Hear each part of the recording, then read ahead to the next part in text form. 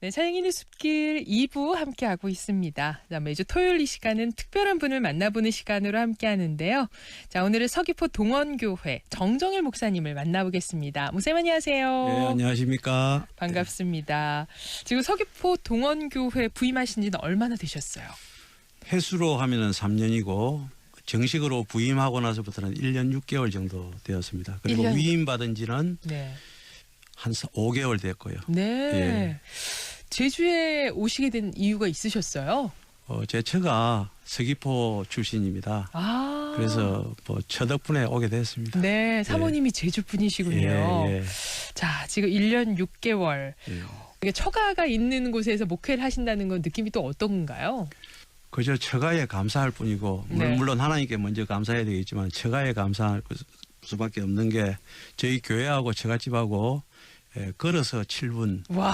그리고 차를 타고 한 1, 2분 거리기 때문에 네. 우리 처갓집에 대해서 우리 교인들이 다 알고 있습니다. 아, 그런 그래요? 상황에서 저를 청빙한 거는 그것도 나이 65살에 청빙을 받은 거는 뭐 물론 저를 보고도 청빙했겠지만은 제 처갓집이 그래도 자리를 잘 잡아서 그렇지 않느냐. 욕을 들어먹지 않고 선한 일을 많이 베풀어서 그렇지 않느냐는 그런 생각이 듭니다. 그래요. 목사님께서 교회 목회자이시면서 예. 무엇보다 2017년부터더라고요. 예. 이게 농촌 폐가를 수리해서 예. 무주택 이웃들에게 3년간 무료로 제공해주는 예. 사랑의 집 짓기 프로젝트를 예. 하고 계신다라는 예. 소문을 들었는데 사실인가요? 예, 맞습니다. 예. 아, 어떻게 일하게 되셨어요? 그 일을 하게 된 계기는 처음에는 뭐 방충망 하나 고쳐주고 또 화장실 수리하고 전등 수리해주고 이런 일을 하다가 네. 한 번은 고산리에서 어떤 선교사님이 세를 연세 200만 원 주고 들어오는데 집을 좀 수리해 주면 좋겠다라는 그 말을 듣고 그 집에 가서 수리하는데 한 달 걸려서 네. 집 수리를 다 했습니다. 그래서 그 사진을 다 찍어가지고 제가 하는 일은 면사무소하고 업사무소하고 협약을 해서 일을 합니다. 네. 그래서 면사무소 직원한테 맞춤형 복지팀의 팀장한테 그걸 보여주니까 그 팀장이 그걸 갖다가 연구를 하고 나서 목사님 이걸 가지고 그 사랑의 집 짓기 헌집을 이렇게 주인의 허락을 받고 우리가 고쳐주고 3년간 무료로 살 수 있도록 하는 그런 사업을 하면 안 되겠습니까? 하길래 좋다 그렇게 하자 해가지고 지금 4호까지 끝을 냈고 5호 6호 지금 할 그런 예정이겠죠. 네. 그러니까 지금 이미 4군데 집이 예, 이 완성이 프로젝트 됐죠. 완성이 됐고 예. 지금 5호, 6호가 준비 중이다라는 예, 예. 말씀이세요. 예. 와, 이런 일을 지금 그럼 5년째 이 사역에 접어든 건가요? 그렇죠. 와. 그럼 계속해서 진행 중이고요. 계속 진행 중에 있습니다. 그 네. 옛날에는 그 전에 네네. 제가 그 서귀포 동원교회에 오기 전에는 네.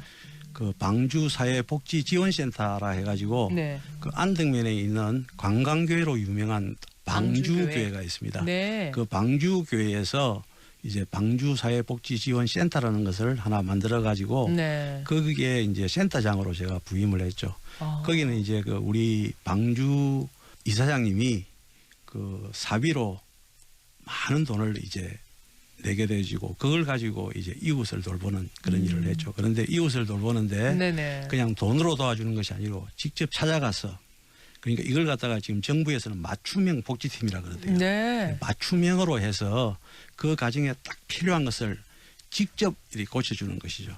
그런데 그렇군요. 그게 이제 좋은 게 뭐냐면은 목사가 직접 해주니까 뭐 교회 나오라는 등 다른 전도를 안 해도 목사가 자체가 간다는 자체가 전도니까. 네. 그래서 제가 그 집에 가서 다른 말은 아니고 안 하고 제가 목사입니다라는 이 말은 계속합니다. 저는 목사입니다. 예, 목사입니다. 거기 한마디. 예, 그리고 아까 맞춤형 복지 센터? 예. 네. 그런 일 하시면서 지붕공사, 예. 또 수도공사, 예. 전기공사, 방수공사 뭐 이런 거 직접 다 하셨다고요? 예, 예. 와, 그거 어떻게 다 감당이 되세요?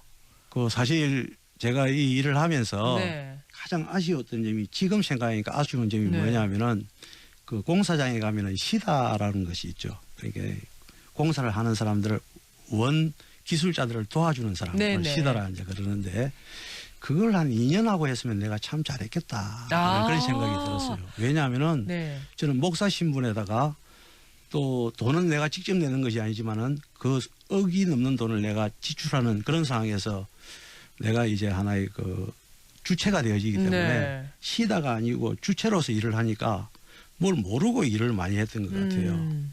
근데 지금 우리 서귀포 동원교회 오니까 네. 내가 방주교회에 있었을 때는 내가 일을 최고 잘했는데 네. 근데 내 경력은 5년 아닙니까? 네. 그런데 동원교회에 오니까 우리 집사님들하고 장로님들 경력이 40년이에요. 와, 전문가들이시군요. 전문가들이죠. 그러니까 그분하고 저하고 비교가 안 되죠. 네. 저는 우리 교인들하고 지금도 봉사 나가면 저는 시답니다. 도와주는 사람입니다. 아, 그래요? 망치 갖다 주고. 그래서 내가 이제 주체적으로 일을 많이 했기 때문에 네. 눈치는 빨라가지고 아, 척척척 도와주죠. 지금. 뭐가 필요한지를 딱 아시니까. 알죠. 예. 그러면은 혼자서 예. 그 방주 그 센터에 계실 때는 예. 혼자서 모든 걸 다 감당하셔야 했는데 예. 지금은 서귀포 동원교 오셔서 예. 지금 아까 말씀하셨던 예. 집수립 봉사 팀을 만들었습니다. 만들어서 동원봉사단이라고. 동원봉사다. 예, 예. 그러면서 팀으로 같이 지금 팀으로 활동을 활동을 하죠. 예. 하시는 거네요. 예. 뭐 근데 여전히 이렇게 봉사 가면은 몸이 고될 것 같은데 어떠세요? 지금 코로나 시대라서 솔직히 주문이 별로 없습니다. 네. 많이 줄어들었어요. 음. 그래서 뭐 또 휴식기라 생각하고 또 우리 교회가 알다시피 참 아름다운 교회입니다. 평수도 넓고. 그런데 교회가 약간 그동안 어려움이 있어가지고 교회가 제대로 정비가 안 돼 있더라고요. 그래서 솔직히 지금까지 한 1년 6개월 동안 교회 정비하는데 전신의 힘을 다 기울였습니다. 네. 그래서 지금은 이제 실내는 거의 다 정비가 됐고 실외에 또 지금 정비를 하고 있죠. 그리고 간간히 이제 봉사 요청이 들어오면은 바로 가서 이제 요청을 해줘. 그리고 작년 같은 경우에는 서울의 광염교회라는 곳에서 그 가난한 이웃을 돌보라고 100만 원을 보내왔습니다. 네네. 그리고 그걸 가지고 난방류 100만 원을 사가지고 주변에 이제 좀 가난한 집들에게 그 2통씩, 3통씩 이렇게 나눠주는 아, 그런 일을 했죠. 그렇군요. 예, 목사님께서 특별히 이렇게 나누는 것, 예, 그리고 섬기는 것, 예. 이런 것들을 굉장히 행복하게 예. 하고 계신 것 같으세요. 예. 어떤 계기가 있으셨어요? 계기는 없습니다. 그냥 하나님께서 시키는 일이고 이게 성경의 원리고 또 목회자가 반드시 해야 될 일이라는 생각이 들기 때문에 그렇습니다. 그리고 일을 함에 있어서 기쁨은 일을 하면서 자꾸 생겨나는 것이고 네. 그 이제 생기는 이유 중에 하나가 제가 사실 비전공자지 않습니까? 그 분야에 있어서는. 네. 그런데 저는 그런 마음을 합니다. 어떤 일을 했을 때 뭐 문을 고쳐준다든지 방수공사를 한다든지 전등을 달아든지 이게 최고의 작품이라고 생각합니다. 왜냐하면은 그 순간순간 하나님께서 안 도와주시면은 내가 할 수 없는 일이니까. 사실 농촌집이라고 하는 것이 정상적으로 지어진 집이 아니기 때문에 네. 공사하기가 굉장히 힘이 듭니다. 그렇군요. 그러니까 그 당시에 이제 굉장히 요령이 많이 필요하거든요. 그걸 하나님께서 가르쳐 준다는 걸 느끼기 때문에 네. 아, 이 일은 하나님께서 기뻐하시는 일이다. 라는 이런 생각이 들기 때문에 뭐 자연스럽게 기쁜 거죠. 이게 뭔가를 이렇게 뜯어 고쳐야 되고 예. 공사를 해야 되고 예. 이런 것들이 예. 저희는 지금 엄두가 안 나는데 예. 어떻게 하나하나 이렇게 할 용기도 나시고 아니면 이런 것들을 내가 해볼 수 있겠다. 예. 어떤 이런 마음이 예. 이렇게 생기셨어요. 하나님께서 상황을 주시는 것 같아요. 그래서 솔직히 이제 제가 비전문가이기 때문에 네. 빈집 수리할 때도 처음에는 보름이면 끝날 줄 알았어요. 아, 네. 근데 직접 해보니까 2달 걸렸어요. 와. 한 집 수리하는데. 그렇군요. 그러니까 뭐 부엌부터 시작해서 그거는 완전한 전체 작품이 나타나는 거죠. 그걸 다 혼자 손으로 다 해야 되고 또 중요한 것은 하나님께서 사람을 보내주신다는 거예요. 네. 그래서 사랑의 집 짓게 할 때는 한 100명 가까이 도와주는 사람들이 옵니다. 처음에 목사님 처음 혼자 시작했는데 시작했는데 자연적으로 사람이 붙기 시작해가지고 네. 나중에는 100명 가까이 오는데 그 대표적인 예가 성안교회 아시죠? 네. 성안교회 가면은 선한 사마리아 회라고 있습니다. 그 팀은 그 20년 전에 2명으로 그 팀이 조직이 되어졌는데 지금은 그 한 100명 가까이 그 회원이 있습니다. 그 100명 가까이 회원이 주일날 7시에 예배를 드리고 8시에 출발을 해가지고 어느 한 집을 지정해가지고 한 달에 한 번씩 고쳐줍니다. 공교롭게도 그 전 회장이 제 처남입니다. 아, 그래요. 그래서 그 형님한테 이야기해가지고 네. 집 수리할 때 이야기하면은 한 40명이 전문가들이, 그러니까 그 전문가는 제주도에서 최고로 일 잘하는 사람들. 네. 이 사람들이 와가지고 싹 고쳐주죠. 그럼 나머지 부분 내가 또 정리를 하고. 네. 그런 식으로 도와주시는 분들이 한 100명 가까이 동원이 되죠. 사랑이 직직히 하는데. 그렇군요. 그럼 제가 처음에 시작할 때는 계획이 없었던 거죠. 근데 일을 하니까 하나님께서 붙여주는 사람이죠. 와. 또 그렇게 예, 예. 연결이 되네요. 예. 정말 필요한 곳에 뭐 예. 물질을 우리가 도움을 주기도 합니다만 예. 집안에 정말 필요한 것들, 예. 할 수 없는 것들을 직접 정말 공사해 주시면서 섬기는 모습이 참 너무나 많은 분들에게 도전이 되는 것 같습니다. 예. 앞에서도 말씀해 주셨지만 정말 더 많은 것들을 봉사할 수 있었지만 코로나19로 인해서 예. 생각보다는 많이 좀 위축되어 있죠. 위축되었겠네요. 예, 네. 그럼 이제 슬슬 이제 코로나가 이제 좀 예. 나아지고 나면 본격적으로 다시 활동하시게 될 텐데 예. 어떤 계획들도 있으세요? 지금 계획은 이제 그 앞으로는 노예 있지 않습니까? 이제 내가 이때까지는 노예 정식으로 들어오지 않은 상태였고, 그런데 지금은 노예 정식으로 들어가기 때문에 앞으로는 노예 가면은 사회봉사부라는 게 있습니다. 네. 근데 그 사회봉사부가 그냥 이름만 사회봉사부였는데 이제 언젠가는 제가 거기에서 그 우리 합동적 교회가 한 50개 가까이 되거든요. 거기서 미자립 교회가 엄청 많습니다. 네. 그 교회들을 케어하는 그런 사역을 한번 해봐야 되겠다라는 생각이 듭니다. 네. 이게 뭐 교회들마다 방충망 사업이라든지 한 번은 그런 일이 있었습니다. 저 어떤 교회에서 방충망 서너 개 좀 해주면 좋겠습니다 하고 농촌 교회인데 갔거든요. 네. 몇 개 한 줄 아십니까? 몇 개 하셨어요? 34개. 3개 요청받고 갔는데 예, 34개. 34개를. 예. 그러니까 3개는 정말 심각한 거였고 다른 건 안 해도 되는데 다 가져왔더라고요. 그리고 이제 방충망 공사를 할 때 보면은 네. 보통 1개, 2개 신청 들어옵니다. 네. 근데 가보면은 실제적으로 그것보다 한 서너 배 됩니다. 그래요? 예, 그럴 때마다 이제 오리를 가라 하면은 심리를 가라는 그런 그 성경 말씀대로 하는 네. 거죠. 그렇군요. 그래서 뭐 2개 하면은 한 5-6개 할 생각을 각오를 하고 가죠. 그렇군요. 예. 워낙에 봉사를 많이 다니시다 보니까 예. 뭐가 필요한지 예. 상황이 대충 게 그려지셔서 미리 예, 예. 다 이렇게 챙겨서 가시네요. 예, 그리고 뭐 A라는 것을 고쳐달라 그러면은 B, C도 있으니까 이제 그 특히 그 방주 사회복지지원센터에 있었을 때는 그 1톤 탑차를 네. 그 하나 사주었습니다. 그래서 탑차에 모든 장비가 다 들어있었죠. 오. 근데 지금은 이제 그게 없어가지고 네. 조금 아쉽긴 아쉽는데 네. 그런 차 하나 더 있으면 참 좋겠다라는 생각이 들어요. 그렇군요. 예. 자, 앞으로 동원교회에 또 그런 탑차가 예, 생기길 저희도 기도하겠습니다. 예, 예. 제가 알기로는 목사님께서 특히 농촌교회에 대한 마음을 예. 또 품고 계신 것으로 알고 있어요. 예, 예. 제주에 굉장히 농촌 교회들, 예. 어려운 교회들이 많잖아요. 예. 바라보실 때 어떻습니까? 그 제가 농촌 교회에 관심을 가지게 된 게 뭐냐면 부산에 있을 때 네. 어떤 책을 쓰는데 글을 하나 써달라 그러더라고요. 그래서 이제 제가 이제 제 전공이 그 역사신학이니까 그래서 진주 노예에 대한 글을 하나 썼습니다. 쓰니까 그걸 쓰면서 교회 조사에 들어가니까 교회가 심각하더라고요. 우리가 흔히 알고 있는 부자교회는 진짜 0. 몇몇 프로고 거의 한 90% 가까이 되는 교회들이 아마 미자립 교회가 아닌가 나는 그런 생각이 들어요. 네. 그리고 차라리 그 목회자를 안 하면은 그냥 세상에 가서 노가다를 해도 그 이상은 벌 것인데 목회자이기 때문에 한 달에 100만 원도 안 되는 돈을 받아가면서 그 목회를 하면서 하는 것이 너무 안타까웠습니다. 그래서 내가 언젠가는 내가 지금은 도시에서 참 넉넉하게 목회를 하지만은 언젠가는 농촌에 가서 저들과 함께 호흡을 한번 나눠봐야 되겠다. 그런 생각이 들고 거기에 대한 연구를 많이 했죠. 네. 그래서 농촌에서 가장 필요한 것이 그 교회만을 위한 목회를 해서는 안 되겠다. 그 마을 전체를 위한 목회를 해야 되겠다. 네. 그런 생각이 들었습니다. 그렇군요. 그래서 여기 이제 방주 사회복지지원센터에서 하는 일 중에 하나가 뭐냐면 도시락 반찬 나누는 걸 좀 했거든요. 네. 60가정을 한 3년 했죠. 나누어 줬는데 그 동사무소하고 대전업사무소에서 요청이 들어오면은 그 집을 집집마다 방문하면서 다 나눠줬죠. 일주일에 한 번씩. 네. 그걸 하니까 그 가정을 너무 잘 알게 되어지더라고요.